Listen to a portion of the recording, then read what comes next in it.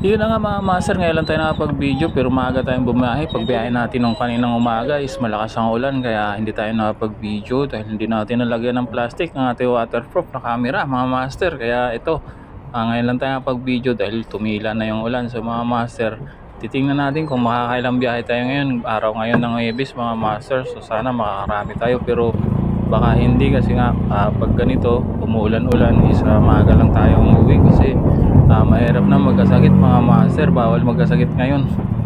So titingnan natin kung makakailang biyahe tayo mga master. So akala ko talaga magtuloy-tuloy na yung ganda na ng panahon kasi yung mga bandang tanghali na to mga master, no? So pumikap tayo dito sa may Fisher Mall, atin dyan sa Rodriguez Senior lang. Dati nga pala sa Rodriguez Senior mga master, pagkaputi kami kaya nag-off ako ng camera, mabasa na naman.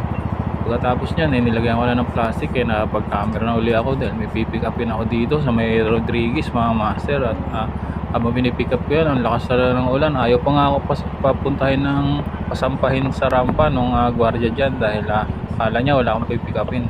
So pagka-drop ko nga dito mga master, medyo tumila na naman yung ulan. So nakakaloko talaga ang ulan ngayon. Medyo mababa trip ka na lang. Kung minsan ayaw mo na lang maghubad ng kapote kahit mainit na. So katulad nito mga master, medyo lumbas yung araw, medyo uminit mga master kaya pinagpapawis yung likod natin. Mahirap naman yun, malamig tapos papawisan na naman tayo. So magkakaroon na naman tayo ng ubot sipon kaya hinubad ko na yung kaputi ko dito mga master dahil pinakala ko magtuloy-tuloy na yung ganda ng panahon. So pumikap ako dito sa may MRT northbound, no, sa may Quezon Ave, sa may Centris mga master.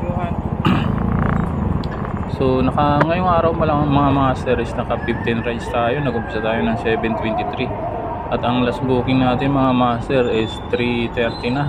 At hindi na natin to papakita mga master dahil hindi na ako nakapag-video nun dahil bumagsak na naman ng malakas na ulan. So yun lang mga master, maraming salamat sa panonood. Nasayang ko na naman ang 3 minuto nyo. Bye bye.